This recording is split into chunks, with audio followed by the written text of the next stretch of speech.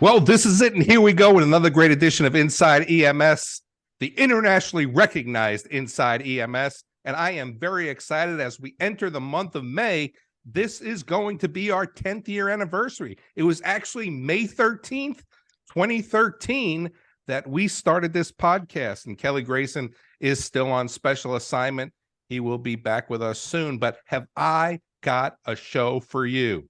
But before we start, I do want to remind you, we have been video recording these calls, and you guys can see us now.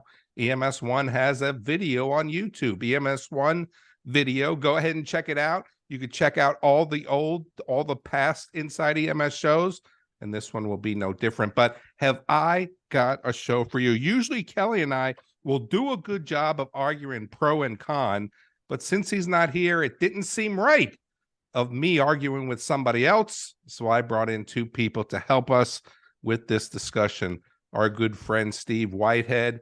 He is a firefighter. He is an educator. He is an EMS1 columnist, and he is the host of One for the Road, an all-around great guy. Steve, I want to thank you for joining us on Inside EMS. Hey, thanks for having me, Chris. And we are going to go up to Colorado, and Nick Nudell. He is the trauma research manager there in Colorado. He's also the president of the American Paramedic Association. If you've not checked out the American Paramedic Association yet, go ahead and do that, as Nick and his team are doing a great job to represent the EMT provider and the paramedic provider in their daily responsibilities. Nick, I want to thank you for joining us on Inside EMS. Oh, thank you. It's an honor to be with you. It's how was that introduction, guys? Was that okay? Did I do it the way you wrote it for me? Was it good? Solid. I read Solid. it just like okay, good, very good. So Nailed when we were talking about the show, you guys do have differing viewpoints, and when we talk about how we go about our job, and we're on scene, and they teach us a lot of things in paramedic school of where we need to kind of take what we see at the scene and bring that into the hospital. Take what we see in the home and bring that into the hospital. And this is in our patient care report. Sometimes when there's accidents for mechanism of injury, we'll have to take those pictures. We have to talk about what the car looked like. And sometimes the doc will ask, what did the car look like? I got to tell you, it's been years since I've heard that. Or, we're doing a great job of being amateur photographers or taking pictures of this trauma scene or taking pictures of this mechanism of injury. But you guys have a little bit of a differing opinion if reporting the mechanism of injury is really important. But Steve, I am going to give you the first shot to make your case. Nick, we'll go to you next, and then we'll see where the discussion goes. Thank you. And I think you hit it. And I think it's worth pointing out that, well, two things. One, Nick and I are friends. As long as the day is long, we are great friends, and he is a phenomenal sounding board. I always love bouncing EMS things off of him because he's so in touch with the research and the current status of what's out there. But this is a real disagreement. We're not coming on to like sort of banter like this was something that I kind of took personal when he brought it up. And we were out motorcycling together, as we often do. We were sitting around a campfire. We may not have both been completely sober at the moment that this came up, but we're typically kind of an echo chamber of agreeing with each other on stuff. And then this point came up about the mechanism of injury. And I'm an instructor. I teach at the EMT level all the time, and I teach about mechanism of injury. And one of the things I teach is that this is one of the few things in EMS that we need to own. Because if we make a mistake and we evaluate the mechanism of injury wrong, nobody else can fix that for us. If we miss something in patient care, if we miss something in our treatment, once we get the patient to the hospital, they have the patient, right? And they can be like, oh, hey, you missed this bruising over the abdomen. You missed this, fracture of the ankle. But if we miss something critical about the mechanism of injury, nobody else is ever going to see it. That is lost in the course of care. And I was very surprised when Nick came back to say, it doesn't matter, And I mean, maybe he was a little over the top because, again, there was a little brown water going back and forth. It's like, of course it matters. And it's like, it doesn't matter. And I took that kind of personal because I've been teaching that for a long time. And then I walked away from the discussion thinking, does it matter? I mean, have I been wrong about this the entire time? Does the physician standing on the other side of that patient while I'm saying, we've got 3 feet of, engine compartment intrusion and 6 inches of passenger space intrusion, and there's this on the windshield, that they could really just care less about the height of the fall or any of those aspects of care. So I want to know, and I want to defend the idea that it is important, that we should be looking at it, evaluating it, teaching it to the next generation of EMS providers. They still need to know Newton's laws. They still need to know those things that should send up red flags and say, be really careful with this patient. Well, I don't have a dog in this fight, so it's your arguments that'll convince me as to which way to sway at the end of this show. So, Nick, you heard the setup, and you were there, I guess, for that brown water consumption. But, give us your opinion on this subject. Well, it's really, really tough because I've given a lot of reports to trauma surgeons in my day, and I was always really excited when I had the opportunity, and didn't interfere with patient care, of course, to take a picture of the car or the damage or the scene in general, so that I could then relay it to the trauma surgeon. And along with the trauma surgeon, of course, the trauma nursing clinicians who are taking care of the patient with the trauma surgeon. And it wasn't until I started spending some of my time observing traumas being brought in by other paramedics and talking to trauma surgeons directly, one-on-one, that I came to realize, for the most part, they don't care what that car looks like. What they do care about is, so just to your point, Steve, they do care about mechanism of injury in a general sense, more before the patient actually gets to the hospital than they do once you're at the hospital. So calling in on the radio 10, 15, 20 minutes ahead of time, or if you use an app or some other way of communicating with the hospital and telling them that you're inbound with a penetrating trauma of the torso, no hemorrhage control, vitals are bad, that sort of thing. That paints a picture for them of the sort of things that they need to be ready for. But once you show up there, showing them a picture of the gun that created the penetrating wounds isn't going to change anything that they do. Yeah, so I got to tell you, I mean, you bring up great points to open this up. Steve, I've been in the emergency room. I've brought people in. The trauma surgeon has said to me, what did the car look like? So give us that. Let's go to the argument now, and but I will say that I don't know that anyone has said that to me in the last 10 years, but they have said, and I'm going to go ahead, once I give, Nick his setup, wait till you hear what I'm going to say next. But so I have said to the trauma surgeon, he's asked me, what did the car look like? Was the windshield spidered? Was the steering wheel, bent? From a paramedic standpoint, the up and over and the down and under, it really kind of helps us ascertain what we need to be looking for in our patient assessment. But I mean, doctors have asked me, Steve, I'm with you. Right. And okay, so just so that I can clarify, Chris, are you saying they haven't asked you that in the last 10 years because you're not actively dropping patients off in the trauma center? Thank are you you just very saying much. that you feel like that maybe we have transitioned away from it being important? I just want to clarify. Yeah, I think that we have transitioned away from it being important. Now, I mean, they're taking the reports and they're understanding, but this is just one area. I can't speak for everybody. I can't speak for everybody else. Well, let me break down a couple things about that, where I think that the transition of thought process as we arrive on scene and where mechanism of injury fits in, because I believe that there is a through line. Like, we go back to maybe like 20 years ago, National Registry figured out that sometimes we're going to do different kinds of assessments. It's not the same assessment for every patient. Sometimes it's a focused, sometimes it's a detailed. And I think when they did that, they were implying, like, not every patient is approached with the same index of suspicion, right? Not every patient needs the same head to toe, right? Some rapid trauma is sometimes appropriate. Focusing on their ankle is sometimes appropriate, right? So when do we decide that index of suspicion? I think there's a through line that starts with your scene size up And with that scene size up comes that mechanism of injury and like how far did they fall, or if they were shot, how many times were they shot, what was the range that, what was the caliber of the weapon they were shot with, how fast were they going, are there skid marks on the ground. All of those things we process and we develop our index of suspicion.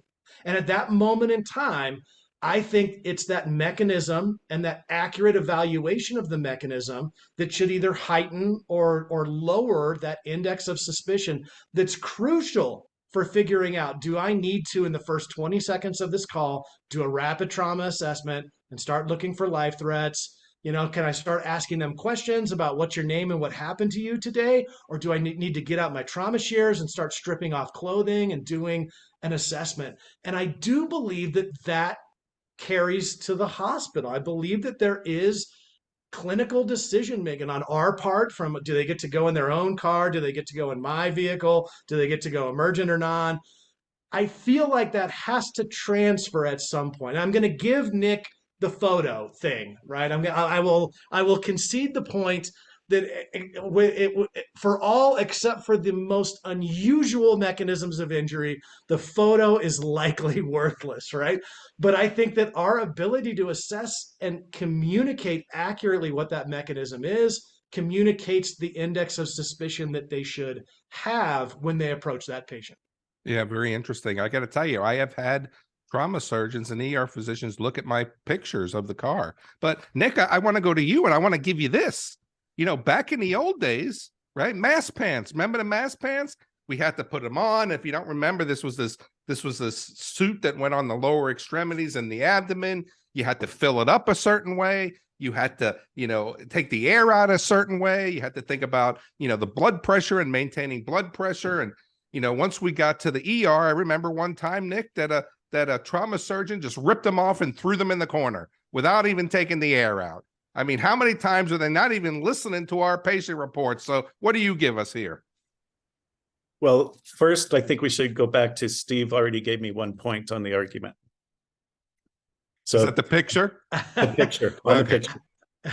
Steve, you're not doing a good job of holding up your end. Well, I didn't realize there was a scoreboard. I was conceding that point because I wanted to get to the important stuff. I wanted to pressure him into getting to the really important stuff. All right, your back's against the wall, Nick. Let's go. What do you got? All right. So my observation, well, I should say my observations maybe are a little bit different in that I have the ability to watch traumas come into the trauma bay as a paramedic, but without any kind of clinical role in the encounter from a research perspective. So I'm able to watch the interactions between the paramedics, the nurses, the trauma surgeons, the RTs, the lab techs, everybody that's in the room.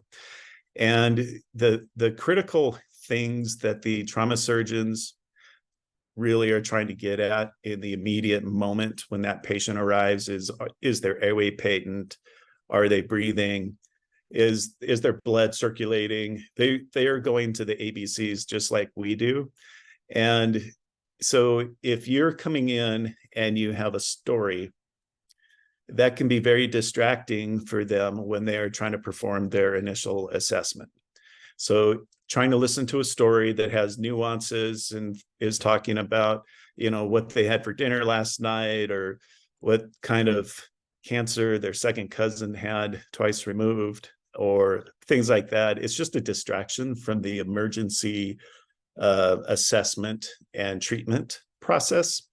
And so the more you can focus the information that you're sharing or the information that you have available to you to share on the things related to the ABCs, the more engaged that provider will be, because you might be able to then give them a clue as to something that they should be looking for specifically, and they're not trying to filter out unhelpful information. And it's not that the information might not be useful at some point during the encounter. It's just that in their risk management of that patient, what's gonna prevent that patient from dying in the next 5 to 10 minutes should be the ultimate concern when you're doing your initial handover. You can talk to them later when the patient goes to CT, show them all the pictures you want. the ladder, how tall it was, what branch of the tree they fell off of. They overpassed it, the car, cannonballed off of, whatever you want to do afterwards would be fine. But in that heat of the moment, they just need to know the emergency stuff. Yeah, very interesting. Steve, I had to take some notes while you were talking, and you said a couple things. You said why it's important. Tell us why it's important. Right. So now we know that we need to be able to paint this picture. We need to be able to show them the pictures. Why is this important for them? Well, I feel like when Nick has I gave several examples of what I thought were valuable mechanism of injury details in that last little flurry there. And when Nick gives examples, I think it is easy for him to come up with examples of inconsequential information, because I'm sure he gets to hear that a lot. And I think that's an important, variable to throw in there, right? You don't want to communicate a bunch of inconsequential information, and fine tuning your patient report to only what is important is great for your credibility as a provider, for the attention of the staff in that moment in time. But I think we need to differentiate between, is mechanism of injury valuable, and what is important versus inconsequential information. The branch of the tree isn't important, but I would say the height of the fall is important, to the point where I believe if I left it out, they would probably ask me, well, how far did he fall, right? It's just that, like, if I was like, fall victim, climbing in a tree, and then I just went on from there about what I found. There's this on the head here, may have hit a branch here. Somebody would ask me, well, how far? Do you know how far he fell? Because it's important, right? The color of the car is not important. Its speed at the time of impact is relatively important. Whether or not the impact was frontal or in their door is critically important, I feel, when they're about to start evaluating that patient, right? So inconsequential versus important information. I believe that we can give lots of examples of mechanism of injury, types of things that are just not valuable to the equation. But I still can, I stand on the idea that there are plenty of mechanism of injury details that need to be communicated because they are valuable. And I would bring up an additional point, that in these trauma centers that Nick's talking about, where these surgeons are apparently not really interested in us telling them a story about the mechanism of injury, if you look at their criteria for whether or not we transport to their facility and whether or not we call an alert, oftentimes that criteria is almost entirely based on mechanism of injury, to a fault, right? And maybe it's why they're not as interested in our story, because they write these criteria that are like, if they fell more than 20 feet, if it's a child that got hit by. Did I lose you? No, I guess I got to come off mute to say that, but I think they know that though, right? I don't know that you're helping your case here when you say we're going to the trauma because it's greater than 20 feet or 3 times or 5 times the height, or because the car accident was going this fast. They know that why we're bringing it. So is mechanism really that important if they wrote those standards, or if they know what those standards are? Absolutely, because one, we've all had the experience of like, why'd you call a trauma alert? Well, I didn't need one, but you said anytime a vehicle strikes a child, I have to call a trauma alert. You gave me a mechanism-based criteria that was worthless when this child ran out of the parking lot and hit the side of this car, right? You didn't rely on my clinical judgment, right? Clinical judgment is what we should be basing our trauma alert criteria on. My judgment of the patient, which is predicated on my evaluation of the mechanism of injury, right? So I don't think we should be like calling these trauma alerts based on mechanism of injury. I do think it kind of does a disservice to the reputation of mechanism of injury. You get the cartoons online, look at that mechanism of injury, people making fun of it, because we realize that oftentimes it is a worthless metric. but we should be able to explain when it is a valuable metric, when it is important information, because they didn't just fall, they fell 30 feet, and they didn't just fall onto grass, they fell onto concrete, and those details are important. Yeah. So, Nick, I mean, I asked him why it's important. I'm going to ask you why it isn't important, but I do want to give you this caveat that I do want you to touch on. Okay. So, why isn't it important? But in the days of a litigious society, if I don't walk into that ER and if I don't show them the picture, or if I don't talk about the mechanism of injury, or if I don't talk about, how they got into the state that they're in, and then this eventually comes back into some big lawsuit, can they come and say, well, the paramedics never told me that. I'd have treated this guy 100% differently if they would have told me what this car looked like. So, I mean, it's a kind of double-edged sword here, isn't it? Well, that's an interesting point. So I think just as a point of order, I think it's that we should make it clear that there are two types of indications for trauma transport. One is mechanism based. And on the most recent guidelines, they're even colored yellow, I believe, yellow border. Each hospital might call them a different thing, or each trauma system might call it a different thing. Where I work, we call that a limited trauma. It's limited, it's mechanism only. There may or may not be anything there. That's in contrast to the full trauma activation criteria, which is on a red color to make it more emergent appearing, which is not mechanism based, but is physiologically based. So low blood pressure, altered mental status, not breathing, things like that would all qualify for the more severe criteria. So in the more severe side of things, maybe knowing that, so on the way to the hospital, knowing that they have holes in their chest or that there's blood leaving their body, things like that would be important things to know. However, once that patient arrives at the hospital, the trauma surgeon has them right in front of them now. They can do their own assessment. They're going to do their own assessment. Their assessment is much more thorough than ours. They're going to have the ability to do ultrasound. They can do a fast exam. They can do a CT scan. They can do x-rays to check for injuries, all the different things that they could do that we don't have the ability to do. So we have to have our index of suspicion, whereas they have actual diagnostic tools to identify the actual injuries. So there is a difference between the pre-hospital perspective and what I believe is the in-hospital perspective. I'm not a trauma surgeon, so I don't want to sound like I know what they think and what they do exactly, but their perspective is different because they have better tools than we do. So when you're on the way to the hospital, you're trying to give them enough information so they know what kind of team needs to be there to receive your patient. Right. Should they have the massive transfusion protocol ready to go? Do they need to have 4 units of blood thawed and in the infuser ready to be connected? Or is it just somebody that fell down and went boom, right? It's what end of the spectrum are they on? And to your point, Steve, it's okay to tell them that they fell 15 feet or 40 feet or fell from standing. That information does give them a context. It does help them to know what kind of team and to be thinking, how quickly do we need to go to CT?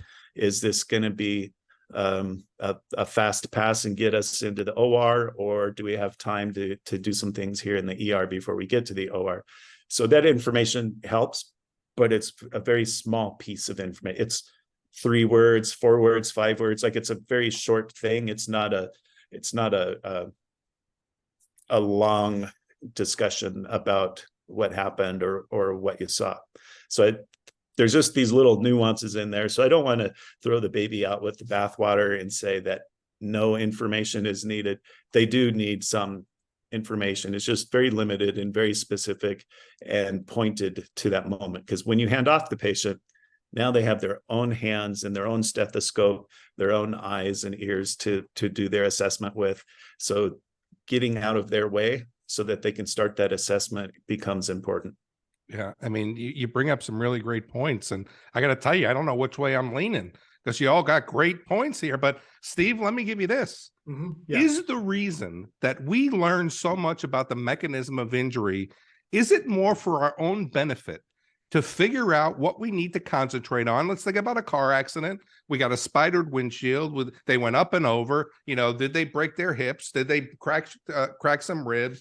Did they break their sternum? You know, did they spider the windshield? Is it really more for us than having to go to the hospital and say, let me show you what the car looked like, doc? Because now Nick is telling me that regardless of what they tell us or what we tell them, they're going to do what they want to do. They got the patient right there. Let's get a CT. Give me labs. And they're going to run the gamut on every single patient the same way. Every single patient the same way. I'm glad you finished off with that because I think that that is a key point. But let me back up. Let me back up to where you were going with that. I will say that mechanism is more valuable to us than perhaps to that trauma team when we're doing that handoff.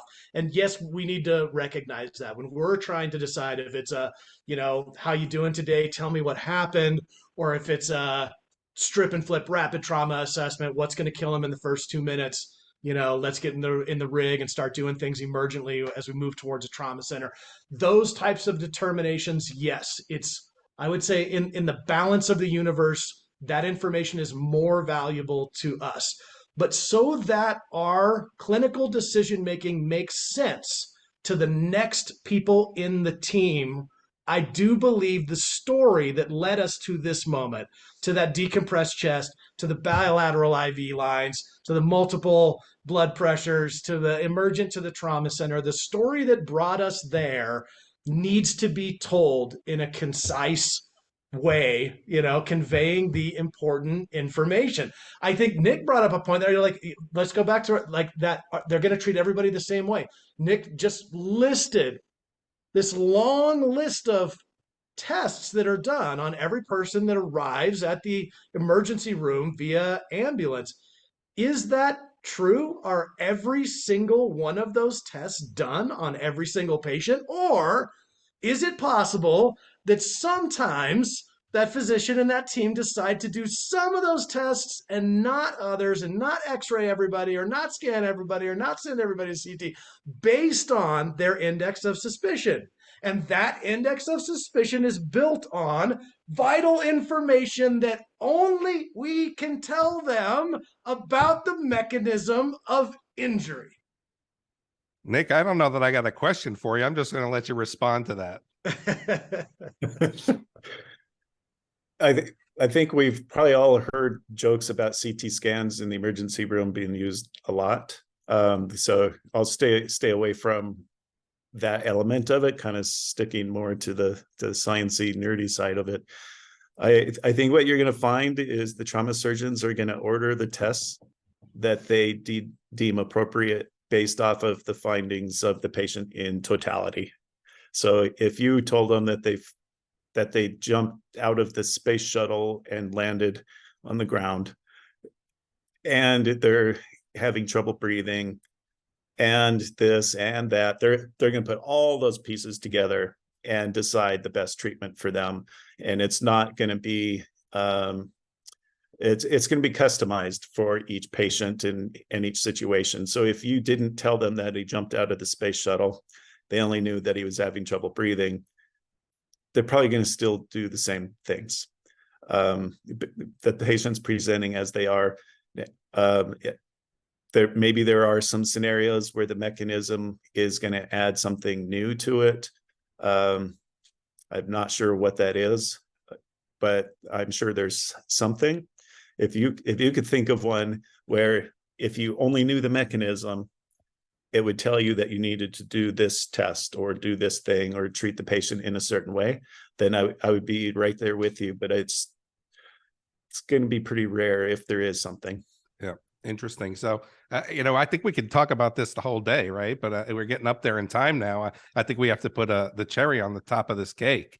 But Nick, I've been asking Steve the questions first. I'm going to give it to you. Maybe just your final thought. I mean, think about it from the experience side. I mean, you've been a paramedic for a long time.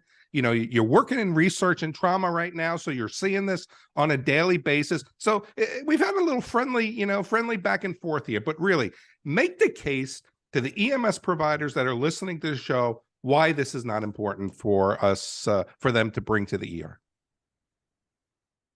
All right, it's going to be like that. I'm going to say we should probably do a little bit better job on our pre-arrival information. We might be task saturated, might be doing a whole bunch of things all by yourself in the back of an ambulance with a really sick patient. But if we can prepare the ER for our arrival, that will set us up for success, so that when we get there, we don't have to give a lot of backstory and a lot of information. We hopefully can just provide an update on the patient's condition, that where they've changed since we gave our pre-arrival report, and then let the trauma team do their thing. And after 10, 15 minutes, when they get the patient over to CT or whatever is going to happen with the patient, there might be an opportunity to then go into a little more depth for the nurses or the physicians taking care of the patient, to give them more of that backstory or fill in some gaps after they've done their assessment and they start seeing things and they wonder why this or why that. Some of the explanatory information might be helpful later, whereas it's not going to influence their initial treatments. So I say keep it short and sweet, and save the pictures for another time. All right, interesting. And Steve, your final thought on the subject: make the case for the mechanism of injury. The case. I'm not taking out my phone unless it's really impressive. However, throughout my career, there have been moments when mechanism of injury has done me wrong and has done me right. A child that fell off of the roof of a play set, and I let that child go POV to the hospital. And when they arrived there, I learned later that kid had a significant splenic lac. Would I have noticed that splenic laceration if I had been given a more accurate picture from my partner who evaluated the mechanism that they had also struck a rail on their way to the ground? Yes, I think that patient's course of care would have gone differently. The woman who was seated and buckled into her car by the man who had run her over with the car. He then drove down the road and he slid and T-boned an oncoming car and fled the scene. But it was the fact that we could see that none of her injuries matched the mechanism of injury. She had been struck on the opposite side of her body, helped us in giving her the appropriate level of care and also having him ultimately charged with the crime that he had committed. Non-accidental trauma is another good one that comes to mind, where our detailed evaluation of the mechanism can have great implications for that patient's care later on down the road. If you don't believe me, if you're leaning on Nick's side, I would invite you as a paramedic to show up to the hospital and not tell them anything about the mechanism of injury, right? Or just give a very, very short report and see if anybody cares. I'm not going to say that they will or they won't. I would say experiment with that for yourself. I myself am still standing on the rock of mechanism of injury. While I do want to give a concise story, while I do want to make sure that I'm not giving extraneous information that is not helpful, I will continue to be a fan of evaluating accurately the mechanism of injury. And what I would like to know from you, Chris, as you wrap this up, we've got people who are watching right now and they need to know, they need to walk out there in the field and say, hey, here's these two folks. They both seem pretty smart. They both kind of disagree on this. But what are the key salient points that they can do tomorrow when they have their next trauma call that you think, are well within the fairway of both Nick and I and what we think about this issue? Yeah, I don't know that I was here to work, Steve. I was here just to moderate. But so I would think this. I mean, you had two great arguments here, and I could see the both sides of each. I think being trained the way that I was trained, the mechanism of injury is important to ensure that we take care of the patients as we suspect, have our own suspicion of what's going on and how we're going to take care of those people. What should we see if somebody has a bent steering wheel? What should we see if somebody bangs their head on the windshield? What should we see if they've been T-boned at highway speeds, right? That's going to help us make the determination of how we're going to treat the member. Now, I think from the other side, when I call that into the hospital, I'm going to say, medic so-and-so, I'm en route to your location with a 4-year-old female who was struck on the passenger side, blah, blah, blah, at highway speeds. That's now alerting them to say, this is something that they need to take seriously, and maybe trauma won this, right? And we need a trauma alert because of this. But from Nick's side, when I walk in and give my report of what I did in the ambulance, are they really going to care what that car looked like? So I think from a tangible side, from a paramedic and EMT side, you have to be very, very diligent about the mechanism of injury. You have to be able to report on your radio report what's happened and what you've done so far. But then let the hospital dictate what they're going to do and what they're going to want, because they have their processes, they have their workflow, and they're going to do and give the test that they think that they're going to get. So what do we take from it? We have to be able to be the best that we can be in determining what's happening with the patient because of what's happened to them in the field. But later, we'll see what happens when we get to the hospital. How's that? Boom. All right, man. But I got to tell you what, it was a great discussion. I want to see you guys come back and bring me something else that you guys can bring and take pro and con sides. Pro and con sides. We'll have Kelly back. I'm sure he's going to probably take a side. I'll probably take a side. And we'll have the Inside EMS Cage Match Smackdown when you guys come back. How's that sound? But everybody out there, you had some great, great discussion here. You got two great minds, EMS minds, talking about the mechanism of injury and what it means for us, what it means for the people that are in the. How do you feel about it? You heard Steve say, give me some points of what I think, Chris. You've heard, but what are your points? I want to go ahead and know about it. Send us an email at the show at ems1.com. When you see this on Facebook, go ahead and give us your comments. Go ahead and address them to Steve. Go ahead and address them to Nick, and let them know whose side you're on. For Steve Whitehead and Nick Nudell, I'm Chris Cebollero for Kelly Grayson. We're going to go ahead and catch you next week. Don't forget to check us out on EMS1 video on YouTube, and we'll get you next week.